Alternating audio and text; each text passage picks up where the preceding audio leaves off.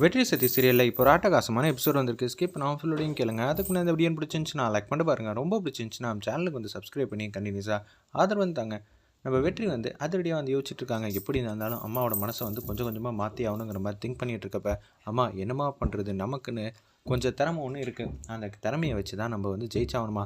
கைப்பக்குவம் உன் கையால் வந்து சமைக்கிற மாதிரி வேறு யாருக்கு வராது. உன் கைப்பக்குவம் எங்களுக்கு இருக்குன்னா ரோட் சைடில் நம்மளால் கடை போட்டு நிம்மதியாக வந்து சம்பாதிச்சிடலாமா. சம்பாதிச்சு நீதிமணி காசை வந்து கொஞ்சம் கொஞ்சமாக வந்து திருப்பி கொடுக்கணும்.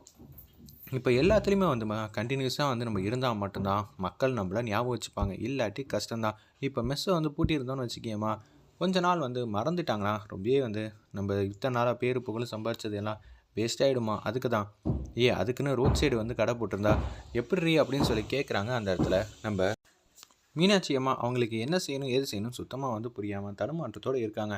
அம்மா ரோட் சைடுனா சுத்தம் இல்லாமல் சுகாதாரம் இல்லாமலாம் இல்லைம்மா, நல்ல ஹைஜீனிக்காக ஃபாரின்லலாம் வச்சுருப்பாங்களம்மா அது மாதிரி அப்படின்னு சொல்கிறாங்க.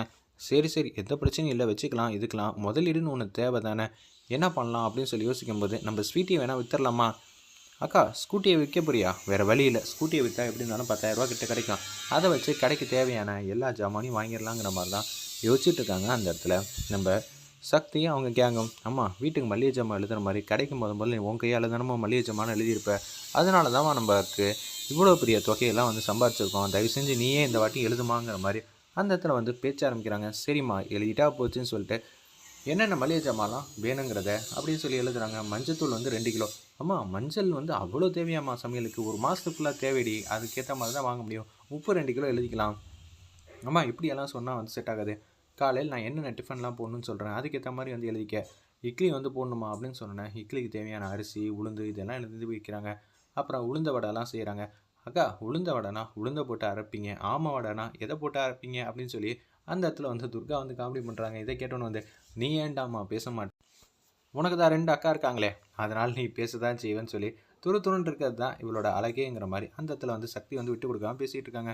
ஆமாம் கார சட்னி, மிளகாய் சட்னி, தேங்காய் சட்னி, அதுக்கேற்ற மாதிரி பொட்டுக்கல்ல, இஞ்சி இது எல்லாத்தையும் வந்து எழுதிட்டு இருக்காங்க. ஒவ்வொரு டிஷ்ஷுக்கு ஏற்ற மாதிரி. ஆமாம் மத்தியானம் வந்து மிளகு சாதம் வேணும், அப்போனா மிளகு ஜீரகம் அதுக்கேற்ற மாதிரி நெய்லாம் வந்து போட்டுக்கணும், பொங்கலுக்கு பாசிப்பருப்பு அப்படின்னு சொல்லி லிஸ்ட்டு வந்து பெருசாக வந்து போட்டுக்கிட்டே இருக்காங்க. அந்த இடத்துல அம்மா வேறு எதாவது செய்யணுமா, புளியோதரை செய்யணும்னா அதுக்கேற்ற மாதிரி வந்து புளி அது இதுன்னு வாங்கிட்டு இருக்காங்க. மிளகா வத்தல், காஞ்ச மிளகா வத்தல்னு சொல்லி பெரிய லிஸ்ட்டே வந்து போட்டுட்ருக்காங்க. அம்மா இப்படியே லிஸ்ட்டு போட்டுட்டு இருந்தா என்ன, சட்டுப்புட்டுன்னு எழுதுமா அப்படின்னு சொல்லும்போது எழுதி முடிச்சிடுறாங்க. அண்ணாச்சி கடைக்கு வந்து போகிறாங்க. அண்ணாச்சி கடை வாசல் வந்து நின்னோன்னே அவங்க வந்து பார்க்குறாங்க. அம்மா நான் நடந்த விஷயத்தெல்லாம் கேள்விப்பட்டேன், மெஸ்ஸை வந்து நீதிமணி வந்து அடித்து உடச்சிட்டானவே.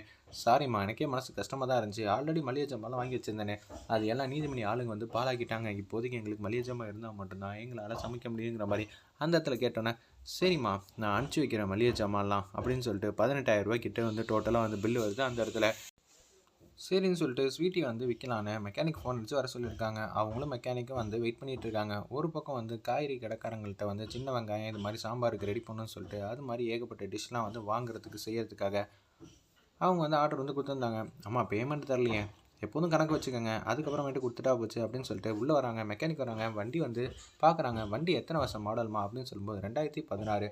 2016 மாடல்னாலே குறைஞ்சபட்சம் எப்படி இருந்தாலும் வந்து ஒரு 20,000 to 30,000 ரூபாய்க்கு மேலேயே போகும். ஆனால் அவங்க ஏமாற்ற பார்க்குறாங்க. அந்த இடத்துல அந்த மெக்கானிக்கே ஸ்டார்ட் பண்ணி பார்த்துக்கிட்டே இருக்காங்க. ஆனால் வண்டி ஸ்டார்ட் ஆக மாட்டேங்குது. என்னடா அது சத்திய சோதனையாக இருக்குதுன்னு சொல்லிட்டு ஸ்வீட்டி வந்து எங்கள் அக்கா சொல் பேச்சு மட்டும்தான் கேட்கும் அப்படின்னு சொல்லிட்டு உதன்னு உதைக்கிறாங்க. பெட்ரோல் இருக்காமா அப்படின்னு சொல்லும்போது பெட்ரோலே வந்து 2 லிட்டர் கிட்டே இருக்குது, எந்த பிரச்சனையும் இல்லைன்னொன்னே வச்சு பார்க்குறாங்க. ஒரு வழியாக வந்து வண்டி வந்து ஸ்டார்ட் ஆகிடுது. திருப்பி மெக்கானிக் வந்து வச்சு பார்க்குறாங்க.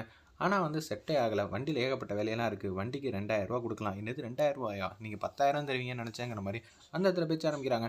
என்னது 10,000 ரூபாயா, அதுக்கெல்லாம் வாய்ப்பே இல்லைங்கிற மாதிரி சொல்லிட்டு உங்கள் பேர் என்ன, இது மாதிரி ஒரு மெக்கானிக்னு சொல்லி ஒரு பேர் சொல்கிறாங்க. இந்த மாதிரி பேருக்கெலாம் வந்து எங்கள் வண்டி தர மாதிரிலாம் இல்லை, போயிட்டு வாங்க. ஆனால் இப்படியெல்லாம் அநியாயம் பண்ணக்கூடாதுன்னு நாங்களே 10,000 தான் கம்மியாக தான் கேட்டோம், நீங்கள் அது கூட தர மாட்டீங்கன்னா ஸ்வீட்டியை வந்து நாங்கள் நல்லபடியாக எங்கள் கூடயே இருக்கட்டும், நீங்கள் போங்கன்னோட அவர் மட்டும் போகிறாங்க. ஸ்வீட்டி நம்ம கூடயே இருக்கணும்னு ஆசைப்படுது, அதனால தான் வண்டி ஸ்டார்ட் ஆகாமே போயிடுச்சுங்கிற மாதிரி யோசிக்கிறாங்க. அந்த இடத்துல நம்ம சக்தி அதுக்கேற்ற மாதிரி வந்து ஹேண்ட்பார் மட்டும் சக்தி பக்கம் திரும்புது. சரி ஸ்வீட்டி நாங்கள் வேறு ஏதாவது ஏற்பாடு பண்ணிக்கிறோங்கிற மாதிரி தான் தீவிரமாக வந்து யோசிச்சுட்டு இருக்காங்க. ஒரு பக்கம் எல்லோரும் வந்து கேஷுவலாக உட்காந்துட்டு இருக்கப்ப மளிகை ஜாமான்லாம் இன்னும் கொஞ்சம் நேரத்தில் அண்ணாச்சி கடையிலேருந்து வந்துடும். ஆனால் மளிகை ஜாமான் வந்துருச்சு, அது அப்புறமேட்டு கொடுத்துக்கலாம். வேறு என்ன ஜாமான்லாம் வாங்குறதுமா, கடை போடணுன்னா தள்ளுவண்டி அது மாதிரி ஏகப்பட்ட இதெல்லாம் இருக்குல்ல, இப்போ என்னம்மா பண்ண போகிறோங்கிற மாதிரி தான் அவங்க எல்லாரும் வந்து யோசிச்சுட்டு இருக்காங்க. சரிம்மா பார்த்துக்கலான்னு சொல்லும்போது தான் அண்ணாச்சி கடையிலேருந்து ஜாமான் இறக்கி வைக்கிறாங்க. பெட்டி பெட்டியாக வந்து ஜாமான் வந்து வருது. 18,000 ரூபா அப்படின்னு சொல்கிறாங்க அந்த இடத்துல. எப்போதும் ஜாமான் மட்டும் தானே இறக்கி வைப்பீங்க, பில்லெல்லாம் சொல்ல மாட்டீங்களே, இப்போ என்ன பில்லெல்லாம் சொல்கிறீங்க அப்படின்னு சொல்லி கேட்டோன்னே, ஆமாம்மா பில்லை கொடுத்துட்டு ஜாமான் வந்து எடுத்துக்கோங்க, இல்லாட்டி நாங்கள் ஜாமான் எடுத்துகிட்டு போயிடுவோம் அப்படின்னு சொல்லும்போது மீனாட்சி அம்மாவுக்கு என்ன ரிப்ளை சொல்கிறதுனே தெரியாமல் தடுமாற்றத்தோடு இருக்காங்க. அப்போன்னு பார்த்து சக்தி வந்து கடுப்பாயிட்டாங்க. நீங்கள் ஜாமான்லாம் எடுத்துகிட்டு போங்க, அப்புறமேட்டு பார்த்துக்கலாம் அப்படின்னு சொன்னோன்னே வந்தவங்க ஜாமான்லாம் அப்படியே வந்து எடுத்துகிட்டு அப்படியே போயிட்டே இருக்காங்க.